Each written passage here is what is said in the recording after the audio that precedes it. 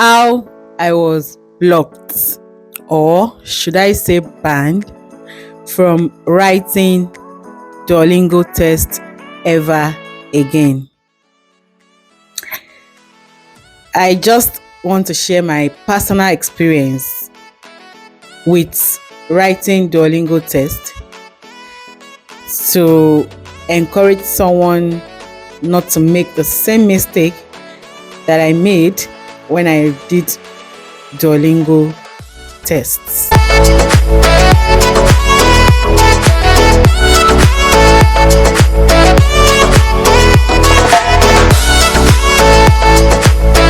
Welcome back to my YouTube channel.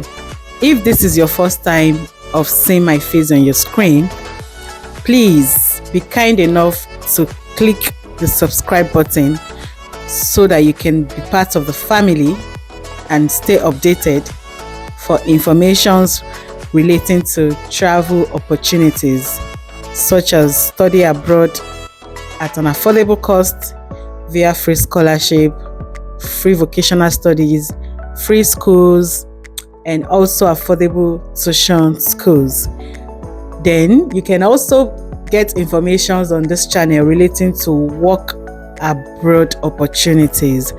So all you need to do is to like, follow, share, and subscribe, and make sure you also click the notification bell so that you can get notified anytime I drop a new video relating to travel. So I want to share my experience regarding how my Duolingo test result was cancelled and how I was blocked from writing and rewriting the test on their website again. I really felt so heartbroken on this fateful day that I was expecting my Duolingo test results, but instead of the test results, I got a cancellation email saying that my test was cancelled and I can never be allowed to write Duolingo test again. I was so heartbroken indeed. It was really pathetic, especially for the fact that it wasn't intentional on my side. So I registered for the test.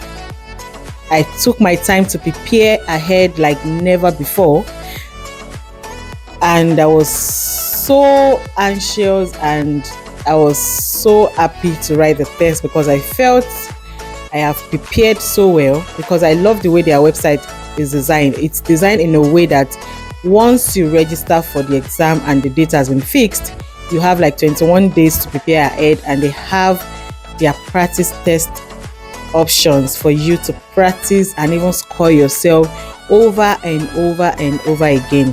So I did this test and I was so convinced that I am ready to crush the Duolingo test. So fast forward to the fateful day I was supposed to write this test. It happens to be that the test would take place around 5:30 a.m. Nigerian time. I did not wake my husband up. I asked him a night before that day about the laptop, that I was supposed to use his laptop because mine wasn't available. So he gave me the go ahead to use his laptop, and I picked my husband's laptop as around that time, and I entered the website, did all the necessary things by snapping my international passport as requested, and I started my test. I was so happy during the course of this test because this test never gave me the vibes of what I ordered versus what I got. You know, those kind of tests that you take your time to read and prepare for, and when that fateful day comes for you to write the test, it's something entirely different from what you read or studied. Duolingo test was not like that. In fact, it was like I had an expo. I was just doing it. I was doing it, the reading, the writing, the speaking, and the listening aspect. Everything was so simple. I had no issue. I was just curious to finish the test before the time that was given, though it was very fast. The time was running and taken fast. But then I was able to finish this test. I was so happy. In fact, I spoke with one of my friends in Canada who was just telling me about her own, how simple it was and how she crushed the test. I was anticipating for my own test reports this fateful day. Unfortunately for me, instead of my test reports, I got a cancellation email that they detected that the laptop I used contained some external softwares. I was like, what exactly is happening? External software like proofreading softwares and so many other, I don't even know where all of this came from. I never had any hint about the fact that external software was even on my husband's laptop, or I wasn't supposed to use external software, or I did not even know anything. In fact, everything came to me like a shock. I was so angry. I was crying. I was bittered. I called my husband on the phone to tell him what happened. It felt so bad for me. He apologized, even though it wasn't its fault, because of course I borrowed his laptop and he has some softwares on his laptop for his own everyday use. But I never knew that could actually cost me a lifetime. I don't know what to say. As it is right now, I can't access Duolingo test. I can't even write the test again. No matter what, I can never be allowed to write Duolingo test again. I appealed, I reappealed, and I sent a message to them even after a year plus, asking them to please reconsider. But then again, I can never write Duolingo test again.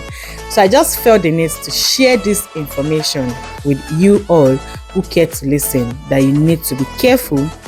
You need to make sure, even if it's your laptop, you need to make sure there are no external softwares on the laptop.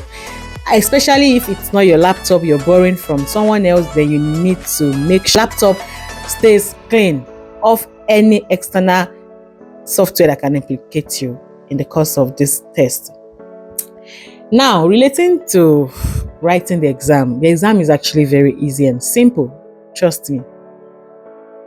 I don't know. For example, those who are interested in applying to Finland free vocational studies, Duolingo test is one of the most important documents required, and you need to score at minimum 85%.